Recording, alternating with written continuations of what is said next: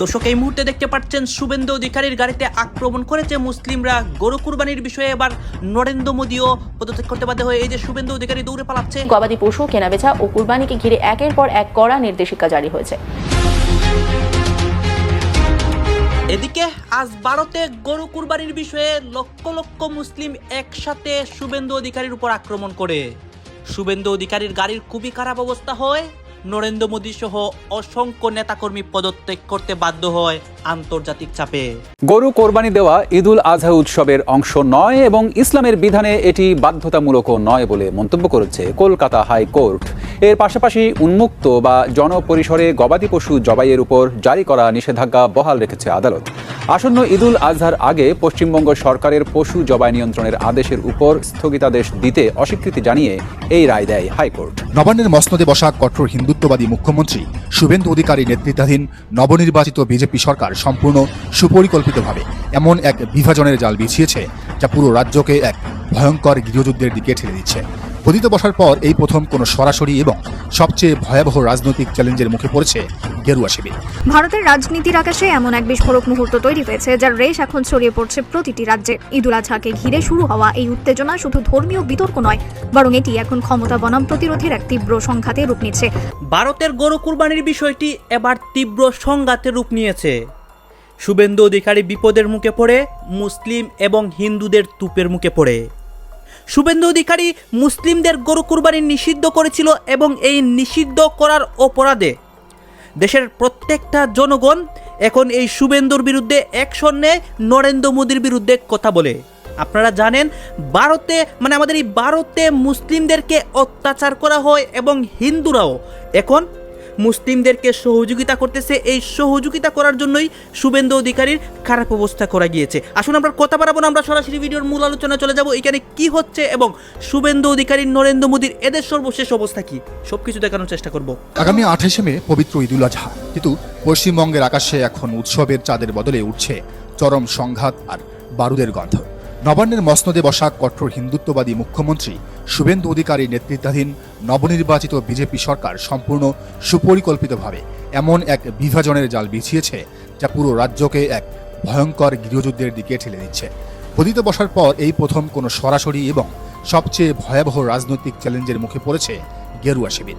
আর এই চ্যালেঞ্জ ছুড়ে দিয়েছেন এমন একজন নেতা যার হুঙ্কারে এখন রীতিমতো কাঁপছে কলকাতার ক্ষমতার অলিন্দ। তিনি হলেন আমজনতা উন্নয়ন পার্টির প্রধান ও দাপুটে বিধায়ক হুমায়ুন কবির। শুভেন্দু অধিকারীর চরম বৈষম্যমূলক ফতোয়ার বিরুদ্ধে তার এই প্রকাশ্য বিদ্রোহ আজ বাংলার রাজনীতিতে এক অভাবনীয় থ্রিলারের জন্ম দিয়েছে। ঈদে পশু কোরবানি নিয়ে রাজ্য সরকারের জারি করা নতুন নির্দেশিকা কোনো সাধারণ আইনি পদক্ষেপ নয়, এটি হলো একটি নির্দিষ্ট সম্প্রদায়ের অস্তিত্ব এবং ধর্মীয় বিশ্বাসের উপর সরাসরি কুঠারাঘাত। শুভেন্দু সরকার কেবল গরু কোরবানি নিষিদ্ধ করেনি, তারা অত্যন্ত সুকৌশলে একের পর এক এমন ফতোয়া জারি করছে যা দেখে মনে হচ্ছে পশ্চিমবঙ্গে অলিখিতভাবে হিন্দু শরিয়া আইন বা কঠোর হিন্দুত্ববাদী আইন কায়েম করা হচ্ছে। একটু গভীরভাবে বিশ্লেষণ করলেই এই ভয়ঙ্কর মাস্টার প্ল্যানটি পরিষ্কার হয়ে যায়। কোরবানির ঈদের ছুটি 3 দিন থেকে কমিয়ে মাত্র 1 দিনে নামিয়ে এনেছে শুভেন্দু সরকার। এখানেই শেষ নয়, রাস্তায় বা প্রকাশ্যে শুক্রবারে জুমার নামাজ পড়া সম্পূর্ণ নিষিদ্ধ করা হয়েছে। সবচেয়ে আশ্চর্যের বিষয় হলো রাজ্যের মাদ্রাসাগুলোতে বন্দে মাতরম গাওয়া বাধ্যতামূলক করা হয়েছে, যে গানটিকে মুসলিমরা ঐতিহাসিকভাবে তাদের ধর্মীয় বিশ্বাস বা একেশ্বরবাদের সাথে সাংঘর্ষিক বা শিরক বলে মনে করেন। অর্থাৎ একটি গণতান্ত্রিক দেশের খোলসে একটি নির্দিষ্ট ধর্মের মানুষকে সব দিক থেকে কোণঠাসা করার এক নির্লজ্জ রাষ্ট্রীয় ব্লুপ্রিন্ট বাস্তবায়িত হচ্ছে।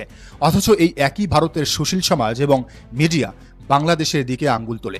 বাংলাদেশে যখন সংখ্যাগরিষ্ঠ মানুষের বিশ্বাসের প্রতি সম্মান জানিয়ে অন্যান্য ধর্মের মানুষ এবং হিন্দুদের সম্পূর্ণ অধিকার ও নিরাপত্তা নিশ্চিত করে ইসলামী মূল্যবোধের কথা বলা হয়, তখন জামায়াতে ইসলামী বা অন্যান্য দলগুলোকে মৌলবাদী বা জঙ্গি ট্যাগ দিয়ে আন্তর্জাতিক মঞ্চ গরম করা হয়। আর আজ যখন পশ্চিমবঙ্গের সরকার প্রকাশ্যে রাষ্ট্রীয় মদদে সংখ্যালঘুদের ধর্মীয় অধিকার কেড়ে নিচ্ছে, তখন সেই সুশীল সমাজ চোখে ঠুলি পড়ে বসে আছে। এই চরম দ্বিচারিতা এবং ভণ্ডামি আজ পুরো উপমহাদেশের রাজনীতির সামনে এক বিশাল প্রশ্নবোধক চিহ্ন এঁকে দিয়েছে। রাজ্য সরকার যখন গরু কোরবানি নিষিদ্ধ করে তাদের অহংকারের চূড়ায় বসে আছে, ঠিক তখনই সেই অহংকারের দুর্গে চরম আঘাতটি হানেন হুমায়ুন কবির। তিনি কোনো রাগঢাক না করেই সরাসরি শুভেন্দু অধিকারীকে টার্গেট করেছেন। ভারতীয় বার্তা সংস্থা এএনআইকে দেওয়া এক এক্সক্লুসিভ এবং বিস্ফোরক সাক্ষাৎকারে হুমায়ুন কবির একেবারে দ্ব্যর্থহীন ভাষায় ভাষায় সাফ জানিয়ে দিয়েছেন যে কোনো আপত্তি বা রাষ্ট্রীয় নির্দেশনার তোয়াক্কা তিনি করেন না, করবেন না। ক্যামেরার সামনে বুক চিতিয়ে তিনি বলেন, আমার জন্মের 1400 বছর আগে থেকে এই কোরবানির প্রথা চলে আসছে। আগামী দিনে যতদিন এই পৃথিবী টিকে থাকবে ততদিন এই কোরবানি চলবেই। গরু কোরবানি হবে, ছাগল কোরবানি হবে, উট হবে, দুম্বা হবে। যেসব পশু হালাল এবং কোরবানির জন্য জায়েজ তার সব কিছুই কোরবানি করা হবে। পৃথিবীর কোনো শক্তি, এমনকি মোদি শুভেন্দু এটিকে রুখতে পারবে না। হুমায়ুনের এই হুঙ্কার শুধু একটি রাজনৈতিক বক্তব্য ছিল না, এটি ছিল শুভেন্দু অধিকারীর প্রতি ডাইরেক্ট থ্রেট। তিনি অত্যন্ত কড়া ভাষায় মুখ্যমন্ত্রীকে হুঁশিয়ারি করে দিয়ে বলেন, ডাইরেক্ট আগুন নিয়ে খেলছেন, এই আগুন নিয়ে খেলাটা বন্ধ করুন, নইলে এর পরিণাম খুব খারাপ হবে। আমজনতা উন্নয়ন পার্টির এই দাপুটে বিধায়ক যুক্তি দিয়ে বলেন, শুভেন্দু সরকারের হয়তো গরুর মাংস খাওয়ার উপর নিয়ম বা নিষেধাজ্ঞা আরোপের অধিকার থাকতে পারে, কিন্তু হাজার বছর ধরে চলে আসা একটি ধর্মীয় আচারে সরাসরি হস্তক্ষেপ করার কোনো অধিকার তাদের নেই। গরু কোরবানি নিয়ে নবান্নের এই ফতোয়া মুসলিমরা কোনো অবস্থাতেই মেনে নিবে না। সরকার যদি জিও পাশ করেও এটি বন্ধ করতে চায়, তবুও কোরবানি হবেই হবেই হবেই। বাধাপ্রাপ্ত হয়, কিন্তু পশ্চিমবাংলার আইন শৃঙ্খলা অবনতি। এই চরম উত্তেজনার মধ্যেই আইনি ফ্রন্টে লড়াই শুরু করেছে তৃণমূল কংগ্রেস। কোরবানির ওপর এই অমানবিক বিধিনিষেধকে চ্যালেঞ্জ করে কলকাতা হাইকোর্টের দ্বারস্থ হন তৃণমূল বিধায়ক আখতারুজ্জামান। তিনি আদালতের কাছে অত্যন্ত যৌক্তিক দাবি তুলে ধরে বলেন, এই বিধিনিষেধ ঈদুল আজহার মৌলিক ধর্মীয় আচারে মারাত্মক প্রভাব ফেলবে। পশ্চিমবঙ্গে প্রচলিত পশু জবাই আইন অনুযায়ী ধর্মীয় উদ্দেশ্যে জবাইয়ের ক্ষেত্রে সরকারকে বিশেষ ছাড় দেওয়ার ক্ষমতা দেওয়া হয়েছে। তাছাড়া বর্তমান অর্থনৈতিক সংকটের যুগে অনেক গরিব পরিবারের পক্ষেই ছোট ছোট পশু কোরবানি দেওয়ার চেয়ে ভাগে একটি গরু বা মহিষ কোরবানি করাটা আর্থিকভাবে অনেক বেশি সাশ্রয়ী। রাজ্যে বিজেপি সরকার গঠনের পর থেকে গবাদি পশু কেনাবেচা ও কুরবানিকে ঘিরে একের পর এক কড়া নির্দেশিকা জারি হয়েছে। প্রশাসনিক নজরদারি, পরিবহনে বিধিনিষেধ, কাগজপত্র যাচাই এবং প্রকাশ্যে কোরবানি নিয়ে সরকারি অবস্থান সব মিলিয়ে দীর্ঘদিনের ঐতিহ্যবাহী গরুর হাটগুলির উপর পড়েছে বড়সড় প্রভাব।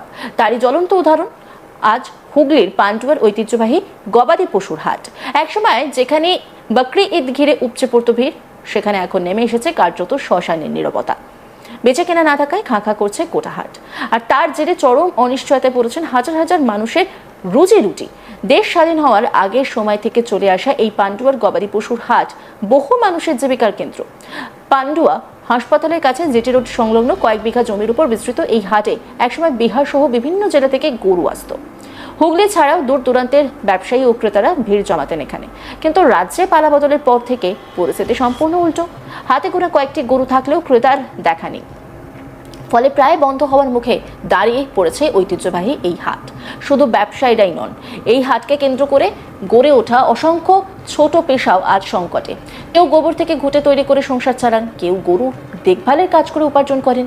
গরু আসা বন্ধ হয়ে যাওয়ায় তাদের কাজও কার্যত বন্ধ। বহু মানুষ ঋণ নিয়ে গরু কিনেছিলেন বা পরিবহনের ব্যবসায় যুক্ত ছিলেন। এখন ব্যবসা থমকে যাওয়ায় ঋণের বোঝা মাথায় নিয়ে দিশেহারা হয়ে পড়েছেন তারা।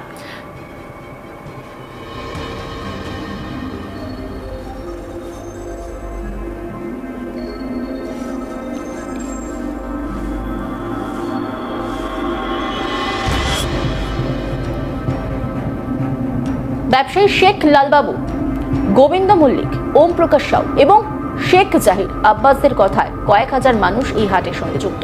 এখন বাইরে থেকে গরু আসছে না, ক্রেতাও নেই, ফলে আমরা চরম আর্থিক সংকটে পড়ছি। তাদের অভিযোগ, প্রশাসনিক কড়াকড়ি ও ভয়ের পরিবেশের জেরে ব্যবসা ভেঙে পড়েছে। আমাকে চোখ দেখিয়ে লাভ হবে না, আমি বলে গেলাম।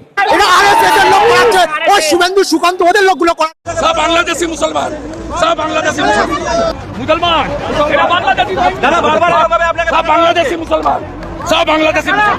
এখনো 15 দিন হয়নি, সবরে কি আক্রমণ, কি অত্যাচার! পা ভেঙে দিব, মাথা গুঁড়িয়ে দেব। বাপের নাম যদি ঠিক থাকে, কলম বাগানে আয় দাঁড়িয়ে আছে। তুই কি মেরে গঙ্গায় বাজাবি? হ্যাঁ, মুর্শিদাবাদ পেরবি নদিয়া, নদিয়ায় থেকে হাওড়া, হাওড়া টপকে ব্রিজের, তুই ব্রিজের ওপরেই তো ফিনিশ হয়ে যাবি। হ্যাঁ, ফিনিশ হয়ে যাবি, কলকাতায় ঢুকতে হবে না। রীতিমতো ছুটে বেড়াচ্ছেন শুভেন্দু অধিকারী। এলাকা ডমিনেশন যেমন একদিকে করছে ফোর্স, তেমনই ছুটে বেড়াচ্ছেন শুভেন্দু অধিকারী। লাঠিচার্জ করছে পুলিশ, যেমন সরাসরি দেখতে পাচ্ছে সংবাদ প্রতিনিধির ক্যামেরায়। মুখ্যমন্ত্রী হয়ে মাত্র 15 দিনও টিকতে পারছে না শুভেন্দু অধিকারী। শুভেন্দুর বিরুদ্ধে হাজার হাজার হিন্দু মুসলিম একসাথে রাস্তা নেমে এসেছে। শুভেন্দুকে 24 ঘন্টা আলটিমেটাম দেওয়া হয়েছে।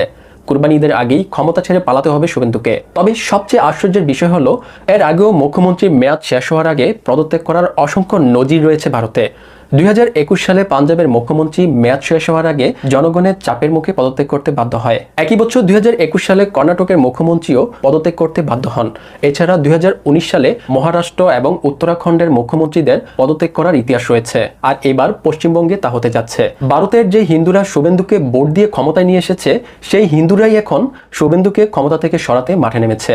মাত্র কয়েকদিনে শুভেন্দুর প্রতি মানুষ এতটাই বিরক্ত হয়ে উঠেছে, এখন ভারতের হিন্দুরাই বলছে শুভেন্দুকে ভোট দিয়ে তারা ভুল করেছে। অনেকেই কেন সবাই বলছে, বাচ্চারা, ছোটরা, বড়রা সবাই বলছে যে আমরা ভুল করেছি বিজেপিকে। রাজ্যের মুখ্যমন্ত্রী ক্ষমতায় বসার মাত্র 15 দিনের মধ্যেই রাজ্যের জনগণ মুখ্যমন্ত্রীর পদত্যাগ চাইছে।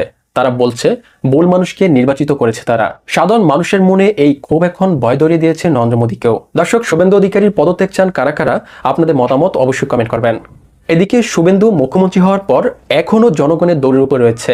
যেখানেই যান ভারতের জনগণ তাকে দৌড়ের উপর রাখছেন, আর নিজের দেশে জনগণের তারা খেয়ে দায় চাপিয়ে দেন মুসলমানদের উপর। বিভিন্ন জায়গায় গিয়ে নিজের দেশের হিন্দুদের থেকে তারা খেয়ে বাংলাদেশের মুসলমানদের উপর অভিযোগ করছেন শুভেন্দু অধিকারী। সব বাংলাদেশি মুসলমান, সব বাংলাদেশি মুসলমান, এরা বাংলাদেশি ভাই, দাদা বারবার হবে আপনাকে, সব বাংলাদেশি মুসলমান, সব বাংলাদেশি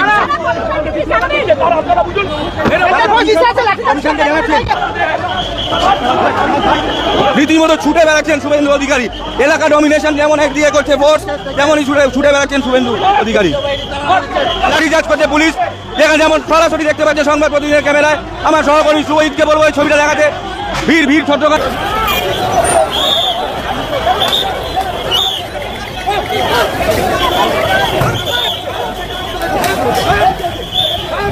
দেখেন, একটা বিষয় নিশ্চিত, শুভেন্দু যতদিন মুখ্যমন্ত্রী থাকবে ততদিন পশ্চিমবঙ্গে মুসলমানরা শান্তিতে থাকবে না। একই সাথে বাংলাদেশকেও শান্তিতে থাকতে দিবে না এই শুভেন্দু অধিকারী। ভারতে হিন্দু মুসলিম বিভাজন অনেক আগে থেকেই চলছে। তবে কলকাতায় মমতা ব্যানার্জির শাসনামলে মুসলমানরা তুলনামূলক নিরাপদে থাকলেও এখন হিন্দু মুসলিম দাঙ্গা তৈরি করে মুসলমানদের কোণঠাসা করার পরিকল্পনা করছে শুভেন্দু অধিকারী। এই আরএসএস এর এই শুভেন্দুর লোক, এরা এই কাজগুলো করছে দাঙ্গা লাগানোর জন্য। আমরা হিন্দু মুসলিম ভাই আমরা এই ভারতবর্ষে ছিলাম, ঐক্যবদ্ধ ছিলাম, আজও থাকতে চাই, ভবিষ্যতেও থাকবো, কিন্তু এই দাঙ্গা যেন পরবর্তীতে না হয়, আমরা সেই দিকে লক্ষ্য রাখবো। শুভেন্দু অধিকারী পশ্চিমবঙ্গে মুখ্যমন্ত্রী হওয়ার পর প্রথমেই মুসলমানদের জুমার নামাজের সময় অতিরিক্ত মুসল্লি হলে রাস্তায় নামাজ আদায়ের নিষেধাজ্ঞা জারি করে।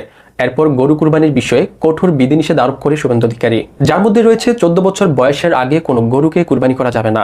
আর এই নিয়ে নানান বিতর্ক আর ক্ষোভ ছড়িয়ে পড়েছে ভারতের মুসলমান এবং হিন্দু গোয়ালা ও গরু ব্যবসায়ীদের মাঝে। এই হাটটাই ঘুরে দেখো, একটা 14 বছরের আধার কার্ড সমেত গরু দেখা, শুভেন্দু অধিকারী দেখা, এসে দেখুন হাটে, আমি দেখাবো প্রত্যেকটা গরু দেখুন যে এখানে সত্যি 14 বছরের গরু কোনটা রয়েছে। একটা গরু যদি 14 বছর দেখাতে পারে 14 বছরের আইন হবে। কোন গরুটা এখন 14 বছর আছে দেখেন তো, এই গরুটা কি 14 বছর? এটা 14 বছর হবে? সব থেকে বড় গরু হায়েস্ট 3 বছর 4 বছর। কি করে বলে 14 বছর? জানে না। সব থেকে বড় গরু ওখানে দেখুন, ওটা 4 বছর 4.5 বছর বয়স। ভারতের রাজনীতির আকাশে এমন এক বিস্ফোরক মুহূর্ত তৈরি হয়েছে, যার রেশ এখন ছড়িয়ে পড়ছে প্রতিটি রাজ্যে। ঈদুল আজহাকে ঘিরে শুরু হওয়া এই উত্তেজনা শুধু ধর্মীয় বিতর্ক নয়, বরং এটি এখন ক্ষমতা বনাম প্রতিরোধের এক তীব্র সংঘাতে রূপ নিচ্ছে। আর ঠিক এই মুহূর্তেই দক্ষিণ ভারত থেকে উঠে এসেছে এমন এক ঘোষণা, যা শুনে রাজনৈতিক মহলের শুরু হয়েছে তুমুল আলোড়ন। কারণ এই ঘোষণার সঙ্গে জড়িয়ে আছেন এমন এক ব্যক্তি, যার জনপ্রিয়তা শুধু সিনেমার পর্দায় সীমাবদ্ধ নেই, বরং লাখো মানুষের আবেগ ও রাজনৈতিক প্রত্যাশার কেন্দ্রেও পরিণত হয়েছে। তিনি আর কেউ নন, থালাপতি বিজয়। চারদিকে যখন কুরবানির ঈদকে ঘিরে নানা বিধিনিষেধ, রাজনৈতিক বক্তব্য আর উত্তেজনার আবহ তৈরি হচ্ছে, তখনই তামিলনাড়ুর এই জনপ্রিয় নেতা ও সুপারস্টার এমন এক অবস্থান নিয়েছেন, যা নতুন করে আলোচনার কেন্দ্রে নিয়ে এসেছে ভারতীয় ধর্ম নিরপেক্ষতার প্রশ্নকে। পরিস্থিতি এমন পর্যায়ে পৌঁছেছে যে দিল্লির রাজনৈতিক করিডোরেও এখন একটি নামই ঘুরে বেড়াচ্ছে, থালাপতি বিজয়। ঘটনার পেছনের প্রেক্ষাপট বুঝতে হলে একটু পেছনে ফিরতে হবে। সাম্প্রতিক বছরগুলোতে ভারতে ধর্মীয় ইস্যুগুলোকে ঘিরে যে উত্তেজনা তৈরি হয়েছে, সেখানে সংখ্যালঘু মুসলিমদের নানা ধর্মীয় আচরণ নিয়েও বিতর্ক ছড়িয়েছে বহুবার। সেই প্রতিটি মুহূর্তে থালাপতি বিজয় নিজেকে ভিন্নভাবে তুলে ধরেছেন। তিনি কখনো সরাসরি সংঘাতের ভাষা ব্যবহার করেননি, কিন্তু প্রতীকী অবস্থানের মাধ্যমে শক্ত বার্তা দিয়েছেন। এক সময় যখন মুসলিমদের ধর্মীয় পরিচয়কে ঘিরে উত্তপ্ত বিতর্ক তৈরি হয়েছিল, তখন তিনি প্রকাশ্যে মুসলিমদের সঙ্গে নামাজে অংশ নিয়ে দেশ জুড়ে আলোড়ন সৃষ্টি করেছিলেন। সেই দৃশ্য মুহূর্তেই সামাজিক যোগাযোগ মাধ্যম থেকে শুরু করে রাজনৈতিক অঙ্গন পর্যন্ত ছড়িয়ে পড়েছিল। অনেকেই তখন বলেছিলেন এটি ছিল শুধুমাত্র একটি ছবি নয়, বরং একটি রাজনৈতিক বার্তা। তারপর থেকে বিজয়কে ঘিরে তামিলনাড়ুর রাজনীতিতে এক নতুন বাস্তবতা তৈরি হতে থাকে। মানুষের বড় একটি অংশ তাকে কেবল অভিনেতা হিসেবে নয়, বরং একটি প্রতিরোধী কণ্ঠ হিসেবেও দেখতে শুরু করে। আর সেই আবেগই তাকে নির্বাচনে বড় ধরনের সমর্থন এনে দেয়। কিন্তু এবার পরিস্থিতি আগের যে কোনো সময়ের চেয়ে বেশি উত্তপ্ত।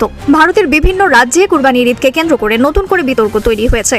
কোথাও প্রশাসনিক নির্দেশনা, কোথাও রাজনৈতিক বক্তব্য, আবার কোথাও আইনি জটিলতার ইঙ্গিত। সব মিলিয়ে মুসলিম সমাজের মধ্যে উদ্বেগ ছড়িয়ে। কথা হচ্ছে অনেকে কিন্তু অনেক কথা বলতেছে, বিশেষ করে এখানে আমরা দেখতে পাচ্ছি শুভেন্দু অধিকারীর বর্তমান অবস্থা এবং নরেন্দ্র মোদীর অবস্থা নিয়ে কথা হয়ে গেছে। এই বিষয়গুলো দেখে এবং দেশের রাজনীতির প্রেক্ষাপটগুলো নিয়ে আপনার মন্তব্য কি? আপনার গুরুত্বপূর্ণ মন্তব্য অবশ্যই আপনারা আমাদের কমেন্ট বক্সে লিখে যাবেন। সর্বশেষে আপনাদের কাছে আমাদের রিকোয়েস্ট থাকবে, আপনারা আমাদের চ্যানেলে নতুন দর্শক হয়ে থাকলে চ্যানেলটি সাবস্ক্রাইব করবেন এবং পাশে থাকা বেল বাটনটি বাজাবেন, যাতে করে নেক্সট ভিডিওটা সবার আগে আপনাদের কাছে পৌঁছে যায়। ধন্যবাদ।